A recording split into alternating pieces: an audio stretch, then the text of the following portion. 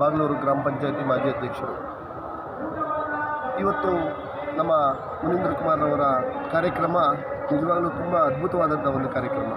ಭಾರತದ ಸಂಸ್ಕೃತಿಯಲ್ಲಿ ಜಾತ್ರಾ ಮಹೋತ್ಸವ ಅಂತೇಳಿ ನಾವೆಲ್ಲರೂ ಕೂಡ ಹಿಂದಿನಿಂದನೂ ಮಾಡ್ಕೊಂಬರ್ತಾಯಿದ್ವಿ. ಆದರೆ ಅದು ಕಳೆದ ದಿನಗಳಲ್ಲಿ ಕಳೆದು ಬರ್ತಾಯಿದೆ. ಎಲ್ಲ ಮರಿತಾ ಇದ್ದಾರೆ ಜಾತ್ರೆಗಳನ್ನು ಮಾಡೋದು. ಏನು ಆಧುನೀಕರಣ ಬರ್ತಾ ಇರೋದ್ರಿಂದ ಜಾತ್ರಾ ಮಹೋತ್ಸವಗಳು ನಂಬಿಕೆ ದೇವರು ಅನ್ನೋದನ್ನು ಮರಿತಾ ಇರೋವಂಥ ಈ ಸಂದರ್ಭದಲ್ಲಿ ವಸುದೈವ ಕುಟುಂಬಕಂ ಅನ್ನೋ ಒಂದು ಭಾವನೆ ಇಟ್ಕೊಂಡು ಇಡೀ ಜಗತ್ತೇ ನನ್ನ ಕುಟುಂಬ ಅಂತೇಳಿ ಇವರು ಆ ಒಂದು ಜಗತ್ತಿಗೆ ತೋರಿಸ್ಬೇಕು.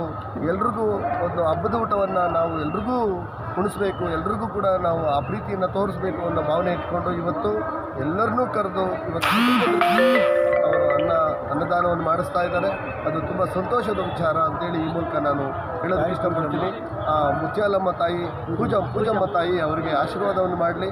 ಅವರ ಉಜ್ವಲ ಭವಿಷ್ಯವನ್ನು ಮುಂದೆ ರಾಜಕಾರಣದಲ್ಲಿ ಏನು ಅವರ ಕನಸುಗಳಿದೆ ಅದು ನನಸಾಗಲಿ ಅಂತೇಳಿ ಈ ಮೂಲಕ ನಾನು ಕೇಳ್ಕೊತಾ. ಈಗ ಮುಂದಿನ ಚುನಾವಣೆಗೆ BJP ಅಭ್ಯರ್ಥಿ ಆಗಬೇಕು, ಯಾರಾಗಬೇಕು ಸರ್? ಅದು ವರಿಷ್ಠರ ಒಂದು ಪಕ್ಷದ ವರಿಷ್ಠರ ತೀರ್ಮಾನ.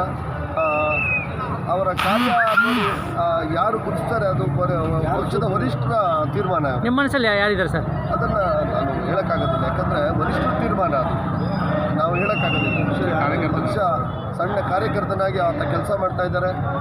ಅವರ ಕಾರ್ಯವನ್ನು ನೋಡಿ ಪಕ್ಷದ ಮುಖಂಡರು ತೀರ್ಮಾನ ತಗೋತಾರೆ ಸರ್.